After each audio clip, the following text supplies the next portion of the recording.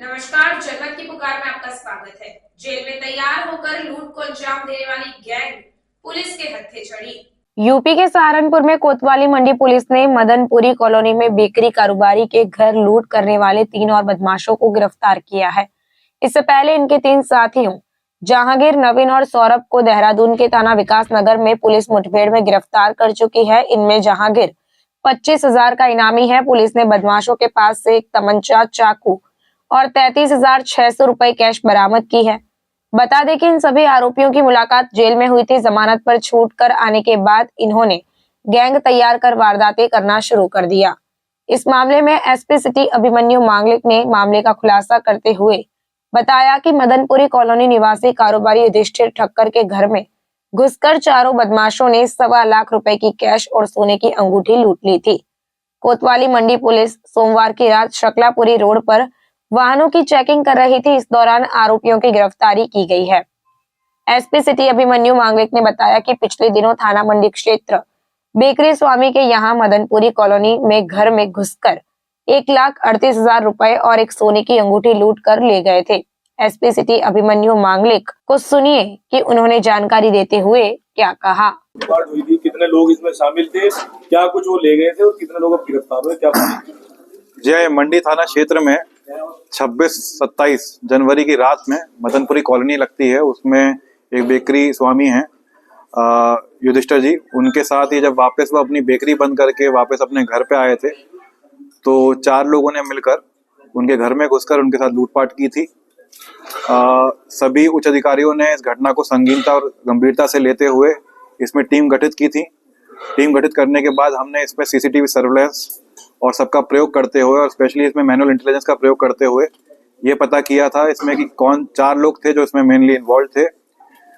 जब हमें पता चला तो ये वही लोग थे, इसमें दो लोग हैं, जहांगीर और नवीन सैनी। ये वही लोग थे जिन्होंने 8 साल पहले भी इन्हीं बेकरी व्यापारी के साथ लूट करी थी और उसी घटना में ये जेल भी गए थे। घटना का नामकरण हुआ था उस समय और वापस से इनको इजी टारगेट पाते हुए उन्होंने वापस इस घटना को अंजाम दिया। जो इसमें जहांगीर और नवीन सैनी हैं वो पहले ही विकास नगर पुलिस द्वारा पकड़ लिए गए हैं। उन्होंने वहां पर भी एक लूट का प्रयास किया था 3 दिन पहले, उसमें वो पकड़ लिए गए हैं। बाकी जब उनके साथ 2 लोग और जो जिसने हमारे यहाँ लूट कारित करी थी वो आइडेंटिफाई हुए थे। एक अनिल यादव नाम का है, उस पर पहले भी मुकदमे हैं, 5 साल करीब वो जेल में रहा है और 2023 में वो जेल से बाहर निकला है। एक सुधीर कश्यप उर्फ लकी है जो उस दिन घटना में था, इसको भी आज हमने पकड़ लिया है और आज इसको कोर्ट के सामने पेश करेंगे। इनसे पूछताछ में पता चला था कि 2 लोग और हैं जो इनके साथ प्लानिंग और संसाधन प्रोवाइड कराने में थे।